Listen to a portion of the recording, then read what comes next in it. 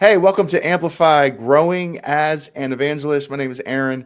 I'm here with my incredible co host, the one and only Tim Menlo. How are you, my friend?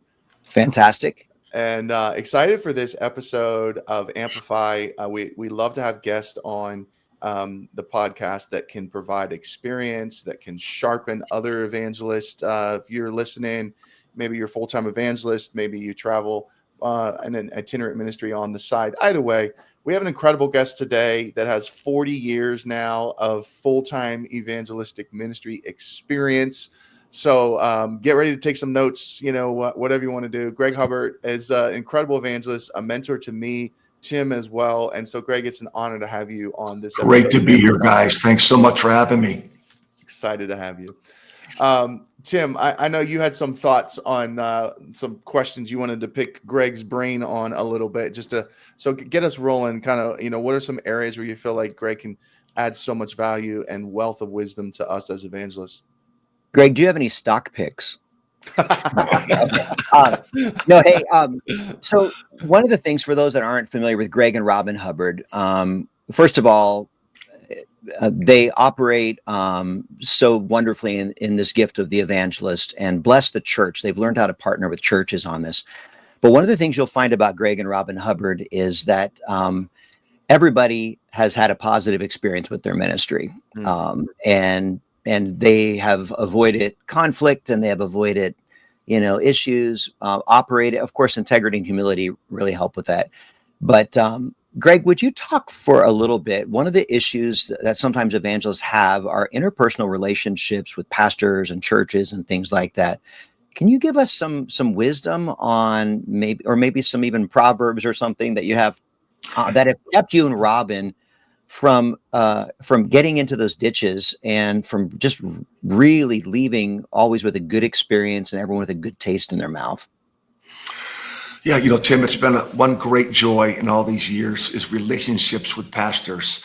And this is something that Pastor Berkey that mentored us when I served on his staff many years ago.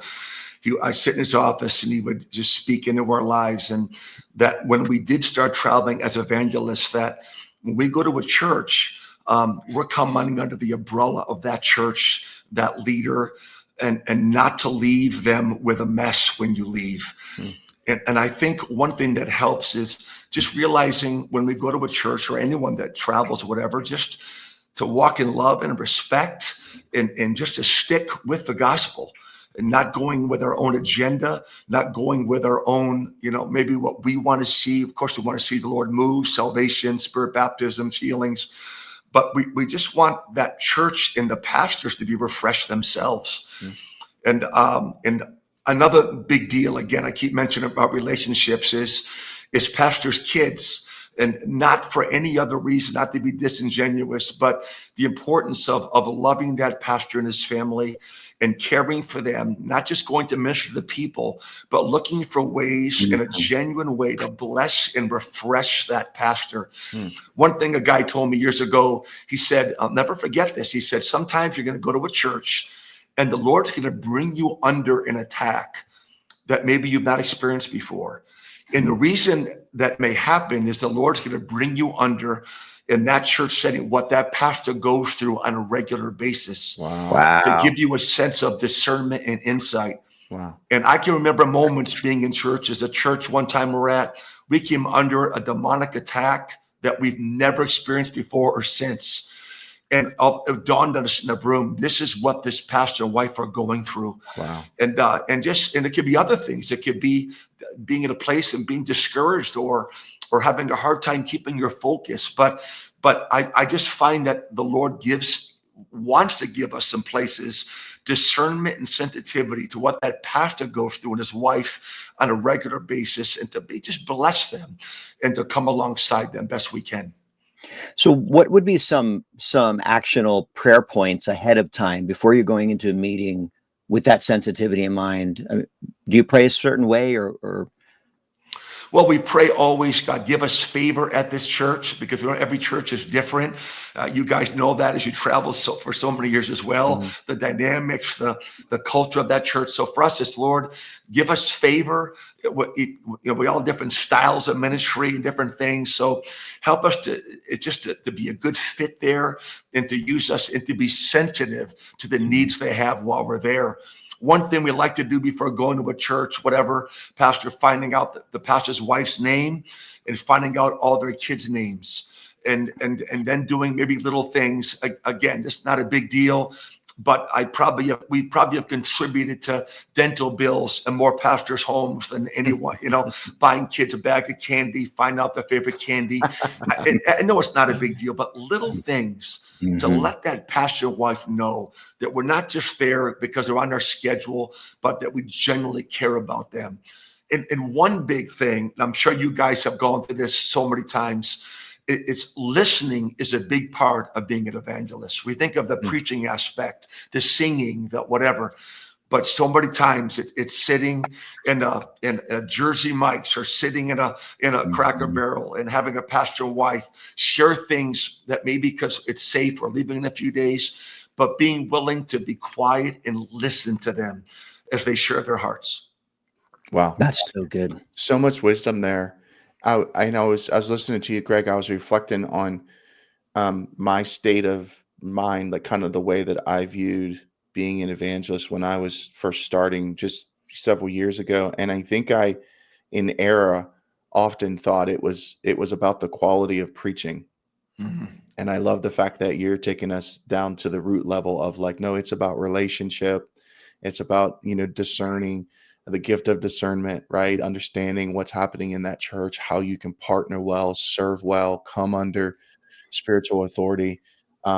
Such great reminders for all of us. I was just having this exact conversation with a young guy who I'm coaching, who wants to be a youth evangelist. And he was asking me some questions about, relationships with district youth directors. And there's a lot of what you're saying. I'm realizing now I heard it with you, probably with you first, and now passing it on to him. So thanks for helping us be grounded and so founded in the true heart of what it means to minister well and effectively, whenever we're traveling and as an evangelistic in our evangelistic ministry. Greg, I'm wondering if you could unpack for us a little bit of what your evangelistic ministry looks like on a like when you're ministering at churches here. I know you do a lot of overseas and a lot of missions work, but more specifically right now, what does your ministry look like in a church setting here in America? How are you approaching that? I remember, being on staff with you for years at the church in Reading, how you would approach your ministry there at that church. But what does it look like now? How has God uniquely, gifted and crafted your ministry to partner with churches? Could I just circle back just 1 second, Pastor Aaron? Yeah. Oh, yeah. And that'll definitely address that. One thing I think that is so important, and I think that we've all battled with, we're not always have our A game physically. Sometimes, like an athlete, sometimes we look at athletes, man, why were they 0 for 12 last night from the whatever? But sometimes we're not at our best, whether it be physically, fatigue, or whatever things we're going through. But the importance of bringing it every service, no matter what the size of the church is. Yeah. And I think that pastors want, we're different environments, different settings, but having that mindset that we go at it every night to give God our best, no matter what type of a church, from the home mission church to that big church we always wanted to get in and God opened up the door. Yeah. But I think God will honor that, just having that mindset. Yeah. But you mentioned about our ministry. For us, it's changed a lot because we're overseas a lot now. But as far as ministry here in the States, it's pretty much the same for us. Yeah, we've never gotten over the excitement, Aaron, and of going to a church. Tim, I know you feel the same way with that excitement, anticipation. God, what are you going to do this week in this church? So just having that mindset each week, and to think that there's a pastor that has opened up his pulpit for you, and the risks he's taken, maybe in his mind, bringing you in, but saying, God, help us to do our best to honor you, to honor your word. but just to preach the gospel, for us, it's pretty simple. Preaching the gospel, salvation, spirit baptism, healing, revival. It's really not changed all these years. And I can say right now that we feel that fresher now, that call burns, and it's deeper now than it did 40 years ago, which we're so grateful for, that call that burns so hot. So picking up on that, how do you, or what, maybe it's changed over the years, but what do you and Robin do to keep the embers of passion burning in your heart? And what do you do when the embers cool sometimes? Yeah, for us, that's a great question. Let me just deal with a practical thing first, because the first thought, the spiritual aspect, which we'll get to, but for us, it's rest. I haven't always done well with this, managing rest. And our schedules, all of us, our schedules are our boss in one sense. The Lord is the Lord over it all, but we, are the ones scheduling things and all of that. And I dropped the ball on that for many, many years, where I didn't do well. And a lot of times I was showing up exhausted and ministering, out of fatigue. And sometimes we have to do that. We have to play hurt like an athlete. We have to play hurt. And sometimes, like an athlete, maybe sometimes we play better when we're hurt because we're more focused. But I realized the importance of scheduling rest and not feeling guilty doing it. And I'm doing that now more than I did maybe 20 years ago or even 10 years ago. And starting in 2027, we're going to schedule different. Still going to be full throttle, all of that. But I'm giving more gaps. And I've wrestled feeling guilty doing that, and because we all love a full schedule. We all love that kind of a deal. But I'm realizing I need to do that if I'm going to keep the embers burning fresh. I get tired. I'm 66 years old. I still feel like a puppy, but I get tired. The travel, the jet lag. And so Robin's been after me with that. I'm glad she's not sitting here right now to address this, because I get a hand. No. But so we need to deal with the practical health, how I eat.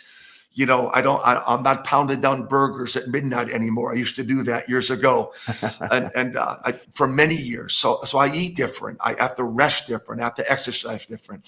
The spiritual side of it is I have to maintain my own personal walk with the Lord. And I remember something that Gary Grogan, he'll never remember this. Right. I remember we're looking to go to youth camps, whatever. And I sent him my little packet, whatever it was. And he wrote back and he put a PS and said, "My prayer for you, Greg, is that your public ministry never outgrows your private walk with God." Wow. That never has left me. Wow. Never. Yeah. And I think whenever our public ministry outgrows a private walk, we're in danger. We're ready for a fall. And so Robin, we traveled together. My wife and I were together almost all the time. She knows when I'm in the Word and when I'm not. So we pray together daily. We had our prayer time this morning together. We're in the Word together privately. So being accountable is a big deal. And I just got a text message while I've been on this call of a friend that keeps me accountable, a little checkup time. So it's just being fresh in a personal walk with the Lord. And if I'm not fresh in my private walk, that's going to show up sooner or later in public ministry. Yeah. That's so good. Greg, just change gears slightly to another just more practical thing I'd love for you to coach us on. And I experienced it firsthand for years, doing ministry with you and watching you as well. Give us some tips on managing the altar call well. I feel like I have that conversation a lot with young guys now, and I find myself saying things to them that I feel like I observed in your ministry for years. And so I'd love to hear it from you. Just when you think about how to manage altar ministry well, what are some of your top thoughts on that? Well, we all know the times around the altar. We live for those moments, all of us, for the Lord to confirm His word with souls and spirit baptism and people lingering. And I look at it where I'm called to be an evangelist, but when it comes to altar time, I feel like it shifts into pastoring, like pastoring that altar call. And that's why, like, we bring teams overseas. We just had a young lady, and I was encouraging her with the kids to not just give the altar call, but now you pastor the altar call. That's so good. Great word. And being sensitive with that. And so when someone's giving an altar call, when you walk away from the mic, and there's maybe times you do that, whatever, but someone's leading that altar call. If it's not you, it's going to be somebody. Or not. There's not times to linger and to be silent, but to be spirit-led and sensitive, not just for that initial call, but having that mindset, God, what's the next thing you're wanting to do? And with that comes the balance, and forgive the sports analogy, but I remember my dad talking about not wanting to overcoach. And sometimes I think we can overcoach. And so there's a tension there of being gentle. And Tim, you've kind of written the book on that. We've all learned from you that gentle spirit. And I've watched your altar calls, and that being tender and being sensitive and being spirit-led, but just allowing the Lord to lead to the next thing and the next thing and the next thing. Not that we're wanting to make things happen, but we just want to be open for all that God wants to do. So I just feel for a lot of times, the giving of an altar call, we're taking a step of faith. We're putting ourselves out there. And I think I've had pastors come up to me and say, what do you do when somebody doesn't respond?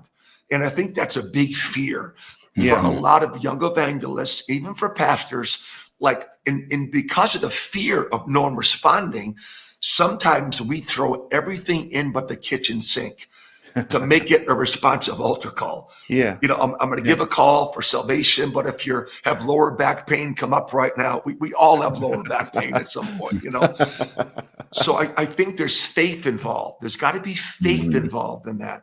If we're given a call for salvation, let it be a call for salvation. For spirit baptism, let it be a clear call for that. And then there may be offshoots of that as the Lord moves or whatever. But I find that we see more fruit and more results when I am clear. And I've not always been clear, but when I'm clear for what I'm asking for. So people know, what is this guy asking of me right now to make a commitment?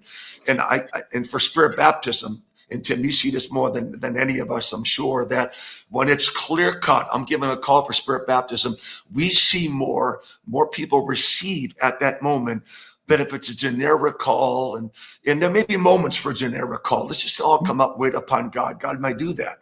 But just to be sensitive and lead that thing and allow God to guide our steps. Picking up on that, what is on your prep time? How do you prepare for the altars ahead of time? Great question. Like, you prepare for your message. What do you have Yeah, absolutely. Great question. And again, when I'm talking to someone about this, about preparing a message, like a message, whatever, it's, again, the plane analogy. We all want a pilot that can get the plane up in the air, but you want a pilot that can land the plane without a crash landing. I remember in Zimbabwe, Africa, no joke, the guy landed, smacked down, went back up in the air again. And on the loudspeaker, he said, let's try that again. We're all going, what is happening right now? And so I do in my message, when I'm preparing the end of the message, conclusion, whatever, I prepare how to land the plane. It may be with a story, an illustration that kind of sheds light on what was just shared, whatever. And I like to do that. I love a good illustration, a good story, maybe a Bible illustration. But I have it in my notes or in my mind that in advance that, man, I know when I get to this point, I know that right now I'm landing the plane. Another thing that helps me land the plane, guys, is that now in many churches, there are time restraints. Sometimes there's and again, there's a clock on the front row, and that helps you to land the plane, because we can look at that and go, oh man, these churches they have parking issues, they've got stuff. We need to let that go and just work with the time restraints, whatever we're given. And but sometimes with that time restraint, I'll tell the keyboard player, can you come out exactly at 9 o'clock, whatever. Yeah. And so when I hear the music, I know I got to start landing the plane right now. That helps me so much. Yeah. I love that. I've learned so much from watching you. I love I love the verbiage of when I'm speaking, I'm ministering as an evangelist, but when it comes to managing the altar call, I'm pastoring this moment, right now. And I felt early on, I always felt the tension of I have to direct and lead every single moment of this altar call. And so I think back to moments where I was probably, talking, yelling, screaming, shouting, singing into the microphone, nonstop, feeling as if that I had to lead all of that. And now, now I look and I just say, oh boy, there's so much more For me, it's been so much more like, and I love Tim uses this analogy, let me just read the teleprompter of what the Holy Spirit is telling me to do and how to pastor in this moment. And I don't always need to be the one who's saying something. I can give space. I can let things breathe. A lot of my altar ministry is in the context of youth camps and student ministry still. And so I have found for students, especially, that creates opportunity for them to learn to pray on their own and learn to worship on their own and not have to have somebody that's kind of, pushing them all that way. So I just say thank you to both of you, but Greg, especially you. I've just watched you do that masterfully so many times, and it's had an incredible impact on the way we lead and manage those altar times ourselves. I appreciate that, Aaron, your encouragement. I think the pressure that we feel as evangelists every week, no matter where we are, is the pressure of high expectations. Yeah. And I think just being comfortable with the Lord, only you can do this. It's only by your Spirit you draw someone to the cross. But so resting in that. And again, I hear myself because I just got done talking with a team overseas in Romania and a young lady with the kids and trying to put her at ease. Just no expectations. Just relax and let the Lord use you. Your personality. Yeah. You don't have to try to be like anybody else, but be clear, lead that thing, and just give the Lord a chance to do what only He can do. So I know we all love those altar times, and the Lord is so faithful. Yeah, absolutely. That's so good, Greg. We love you and Robin, and just honor you guys. Thank you for continuing, but leading it with example that we can follow. We really appreciate that, and also appreciate your influence in raising up so many evangelists and pouring into others. Because a lot of times we kind of feel like once we find our own secret recipe, that's ours, And I just thank you, and I think it preaches to all of us today to be so kingdom oriented, that the mission of Jesus is the end goal, not building our own thing. And we really appreciate you. And I love that you're still going strong. I mean, it's 40 years, and we had you and Robin and Julie and I had dinner a year ago when you were out here in Pittsburgh, and I'll never forget. I remember you saying, like, I feel like I'm just getting started, and that's so inspiring, so encouraging. Thank you. Well, we're so grateful, and the Lord's opened up so many doors, like I know for you guys, and it's an exciting time right now. It's, as you guys see, the hunger in the hearts of people and churches and in America and overseas. So we're praying, Lord, keep us healthy. We want many more years going full throttle. Yeah, absolutely. So, Greg, if someone wants to reach out to you, what is your website? HubbardMinistries.org. And Hubbard has 2 B's. 2 B's, just like old Mother Hubbard. HubbardMinistries.org. And then you're on socials, Facebook and all that kind of stuff. Yes, MySpace, whatever. And if someone wants to reach out to you, they can do that through the website. They can do that, or they can call me on my cell phone. No problem with that at all. Well, we are so grateful for you and so thankful. And if this broadcast has blessed you, I hope you'll hit like and subscribe. This kind of content is available here to strengthen your ministry as an evangelist or in any area of ministry. I hope it's a source of encouragement, and those notifications help us, but they also help you, hopefully, to find the source of inspiration. And check out our other videos on this channel that are designed to help people who are stepping into the ministry of an evangelist as well. So we are so thankful for you. Aaron, you're the best, man. Yes, sir. Greg, thanks so much. Both you guys. Love both you guys. Thank you so much, man. All right. Until next time, bless you all.